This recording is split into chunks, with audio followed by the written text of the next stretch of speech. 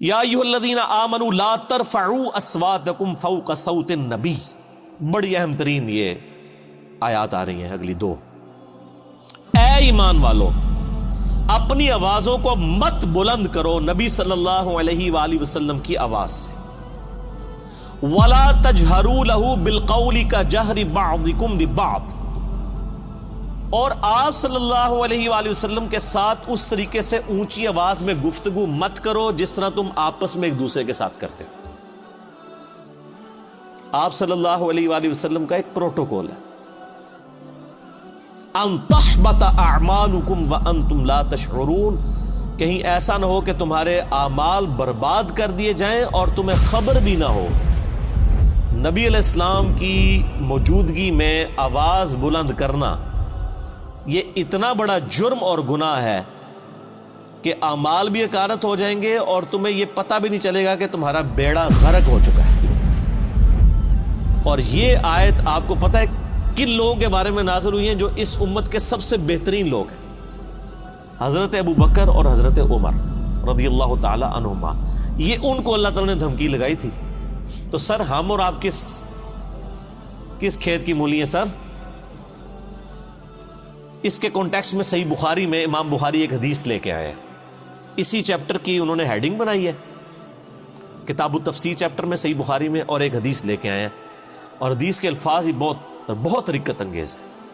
عبداللہ ابن ابی ملیکہ تابعی کہتے ہیں قریب تھا کہ اس مخلوق کے دو بہترین افراد تباہ و برباد ہو جاتے،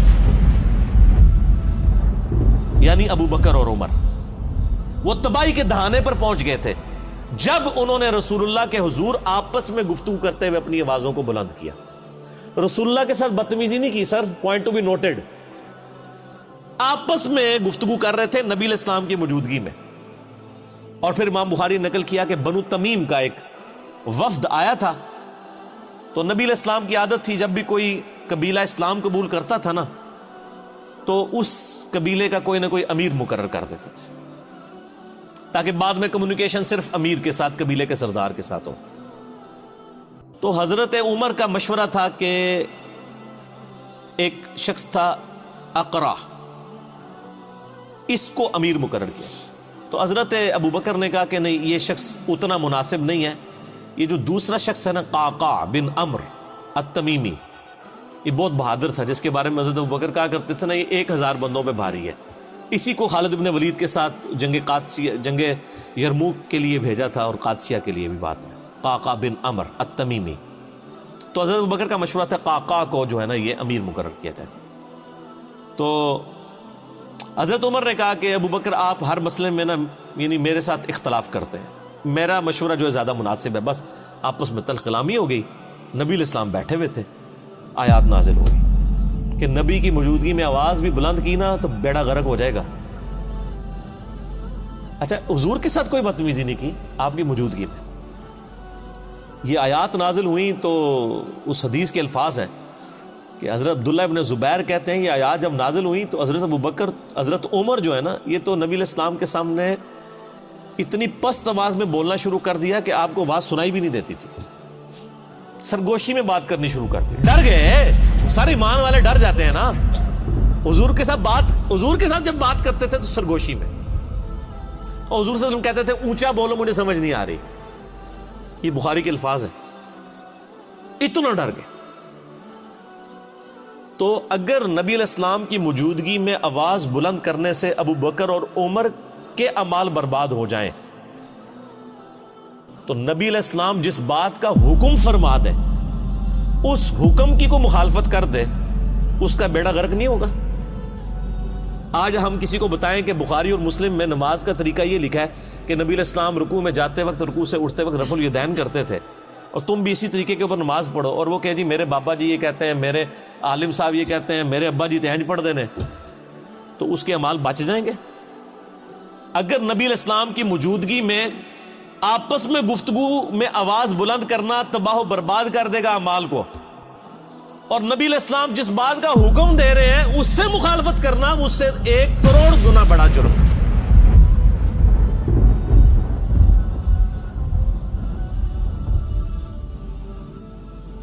ایک چیز آپ نے حکم فرما دی، اس سے مخالفت کرنا دین میں یعنی جتنی بھی چیزیں وہ اس سے بڑا جرم ہے.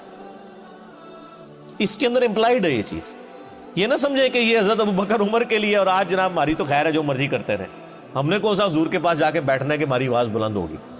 اسی آیت کے تحت تمام محدثین اور مفسرین لکھتے آئے ہیں کہ نبی علیہ السلام کی وفات کے بعد بھی قبر رسول کے اوپر آواز بلند کرنا اسی طریقے سے گستاخی ہے جس طرح کہ اس زمانے میں نبی علیہ السلام کی موجودگی میں. حتیٰ کہ صحیح بخاری میں موجود ہے, حضرت عمر ایک دفعہ رضی اللہ تعالیٰ عنہ مسجد نبوی میں, یعنی آپ نے دو بندوں کی گفتگو اونچی آواز سے سنی, آپ نے بلایا کدھر کے رہنے والے, وہ کہنے لگے ہم طائف سے ہیں. ان کا اگر تم مدینے کے ہوتے نا تو تمہاری کٹ لگاتا میں ادھر کہ تم رسول اللہ کی مسجد میں اپنی آواز کو بلند کر رہے ہو. یعنی اتنا احترام کروایا جاتا تھا کیونکہ نبی علیہ السلام کی قبر مبارک بھی بالکل مسجد کے ساتھ ایڈجسنٹ, حجرہ عائشہ سلام اللہ علیہا. اسی لیے تمام مفسرین ایون ابن کثیر کو اٹھا کے دیکھیں, اسی آیت کے تحت انہوں نے لکھا ہے کہ یہ نہ سمجھے کوئی کہ نبی علیہ السلام جب تک دنیا میں موجود ہے, نہیں, آج بھی قبر رسول پہ کوئی شخص اپنی آواز بلند نہیں کر سکتا. اور آپ کو حیران کن بات بتاؤں, یہ سورۃ الحجرات کی آیات روضہ شریف کے اوپر آج بھی لکھی ہوئی ہیں. سر یہی دو آیات, آیت نمبر 2 اور 3, یہ لکھی ہوئی ہیں روضہ شریف کے اوپر, ایگزیکٹ جالیوں کے اوپر. جب حضرت ابوبکر عمر نے نبی علیہ السلام کے بارے میں اتنی احتیاط شروع کر دی نا, تو پھر اگلی آیات بھی نازل ہو گئی. ان الذین یغضون اصواتهم عند رسول اللہ, بے شک وہ لوگ جو اپنی آوازوں کو دھیما رکھتے ہیں رسول اللہ کی بارگاہ میں. اولئک الذین امتحن اللہ قلوبہم للتقوی, یہی وہ لوگ ہیں جن کے دلوں کو اللہ نے پرہیزگاری کے لیے چن لیا ہے.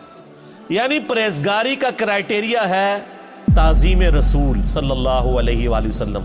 جو جتنا آپ صلی اللہ علیہ وآلہ وسلم کی عزت اور توقیر کرنے والا ہے وہ اتنا ہی متقی اور پرہیزگار ہے.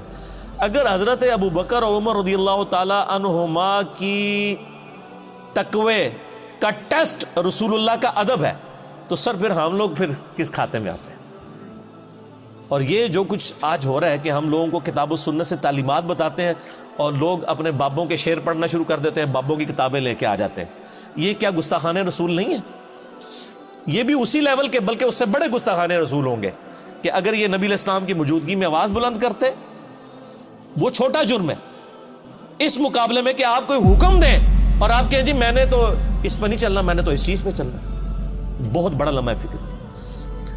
اسی کے تحت بخاری میں ایک اور حدیث ہے, ایک صحابی کی نیچرلی آواز اونچی تھی.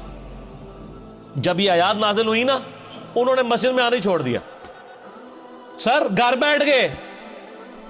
نبی علیہ السلام نے پوچھا 3-4 دن ہوئے وہ بندہ نظر نہیں آ رہا, پتہ کرو بیمار ہے کیا ہے. پتہ کرنے گئے تو انہوں نے کہا جی میرے قرآن میں تو آیات نازل ہو گئی کہ جس کی آواز بھی بلند ہوئی تو مارا گیا, تو میری تو آواز ویسے ہی اونچی ہے, تو میں تو پھر وہاں پہ گیا تو میرا تو بیڑا غرق ہو جائے گا. اور وہ یہ سمجھ رہے کہ میرے بارے میں نازل ہوئی ہے, انہوں نے خود ہی ایزیوم کر لیا. نبی علیہ السلام نے پھر پیغام بھجوایا کہ وہ مومن ہے, اس کی آواز نیچرل اونچی ہے, اس کو تیرے بارے میں مسئلہ کوئی نہیں ہے. یعنی ان کی نیچرل آواز تھی تو ان کو بینیفٹ آف ڈاؤٹ دیا گیا کہ یہ اونچا بولتے ہیں, وہ علیحدہ معاملہ ہے. یہ ان لوگوں کے بارے میں یعنی کہ آپ علیہ السلام کی موجودگی میں جو جان بوجھ کے کوئی جھگڑا کر کے آواز بلند کریں, اس طرح کی صورت ہے. ویسے اگر کوئی بولنے میں ویسے جس کی آواز بلند ہے تو اس کو بینیفٹ آف ڈاؤٹ دیا گیا, یعنی یہی دین فطرت ہے نا. تو بہر صحابہ کرام کو آپ دیکھ لیں, اللہ فرماتا ہے ان کے دلوں کو ہم نے تقوی کے لیے چن لیا ہے. جو رسول اللہ کے حضور اپنی آوازوں کو پست کرتے ہیں, لہم مغفرۃ و اجر عظیم, ان کے لیے مغفرت بھی ہے اور بہت بڑا اجر ہے. جو نبی علیہ السلام کا ادب کرنے والے لوگ ہیں, آپ علیہ السلام کی بارگاہ میں مؤدب بن کے بیٹھتے ہیں. رسول اللہ علیہ وسلم کا ادب آج بھی اسی طریقے سے. قبر رسول کے سامنے یہ آیات اوپر لکھی ہوئی ہیں روضہ شریف کے اوپر, اور وہاں پر بھی یعنی آپس میں تو گفتگو کرنی نہیں چاہیے کسی کو, اشاروں کے ساتھ گفتگو. اور آپ دیکھیں وہاں پہ جو لوگ یعنی انہوں نے لوگ کھڑے کیے ہوتے ہیں نا, یعنی وہاں پہ شرطے عرب حکومت کی طرف سے, تو وہ باقاعدہ یعنی لوگوں کو اشارے سے سمجھا رہے ہوتے ہیں, وہ اپنی آواز نہیں وہاں پہ نکالتے. ٹھیک ہے.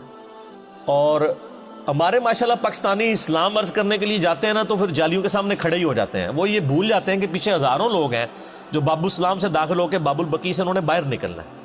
یعنی ایک طرف سے لوگ داخل ہوتے ہیں اور پھر روضہ شریف پہ حاضری دے کے دوسرے دروازے سے باہر نکلنا ہے. اگر بیچ میں لوگ کھڑے ہو جائیں تو پچھلے والوں نے حاضری کیسے دینی ہے؟ تو چند لمحات کے لیے آپ کھڑے ہوں, صلاۃ و سلام عرض کریں, وہ 4 کتابوں میں صحیح سند کے ساتھ آیا ہے، المصنف ابن ابی شیبہ میں، اور الموطا امام مالک میں، سنن الکبریٰ البیہقی میں، اور فضل الصلاۃ علی النبی میں، اور مصنف ابن ابی شیبہ کا نمبر بھی مجھے یاد ہے 11793 کہ عبداللہ بن عمر جب بھی قبر رسول پہ حاضر ہوتے، جب کبھی بھی سفر کا ارادہ کرتے یا واپس آتے تو پہلے مسجد نبوی میں 2 نفل پڑھتے، پھر روضہ شریف پہ آ کے عرض کرتے السلام علیکہ یا رسول اللہ، پھر السلام علیکہ یا ابا بکر، یعنی ساتھ ابو بکر کی قبر کے اوپر رضی اللہ تعالیٰ عنہما، اور پھر سیدنا عمر کی قبر کے اوپر السلام علیکہ یا عمر، اور بعض روایتوں میں آتا ہے السلام علیکہ یا ابتا، میرے باپ آپ پر سلام ہو۔ اور ابو داؤد میں حدیث ہے کہ میری قبر پہ میلہ نہ لگا لینا، دنیا کے کسی بھی حصے میں درود پڑھو گے اللہ تعالیٰ تمہارا درود میرے تک پہنچا دے گا۔ تو درود پڑھنے کے لیے بھی وہاں پہ میلہ نہیں لگایا جا سکتا، وہ لوگ پورا جناب وہ صلاۃ و سلام شروع ہوتے ہیں، پھر وہ آدھا گھنٹہ کھڑے رہتے ہیں، پھر سیلفیاں بنا رہے ہوتے ہیں، پھر ویڈیو ریکارڈ کر رہے ہوتے ہیں، اور سمجھ رہے ہوتے ہیں کہ نیکی کا کام کر رہے ہیں۔ نبی علیہ السلام فرمایا کہ درود و سلام کے لیے بھی میری قبر پہ میلہ نہیں لگانا، یعنی سب سے بہترین کام روضہ شریف پہ کیا ہو سکتا ہے؟ صلاۃ و سلام عرض کرنا۔ درود شریف صحیح مسلم میں حدیث ہے، جو ایک دفعہ درود شریف پڑھے اللہ تعالیٰ اس پہ 10 رحمتیں نازل فرمائے گا۔ سنن نسائی میں موجود ہے 10 رحمتیں بھی نازل فرمائے گا، 10 گناہ بھی معاف کر دے گا، 10 درجات بھی بلند کر دے گا۔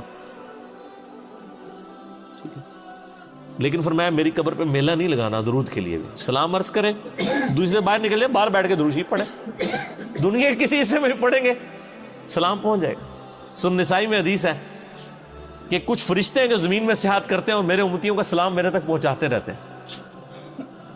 بخاری مسلم میں حدیث ہے جو آپ نماز میں پڑھتے ہیں السلام علیکم ایھا النبی ورحمۃ اللہ وبرکاتہ، السلام علینا وعلی عباد اللہ الصالحین، تو اللہ تعالیٰ زمین و اسمان میں ہر بندے تک جس پہ آپ سلام پڑھ رہے ہیں سلام پہنچ جائے گا۔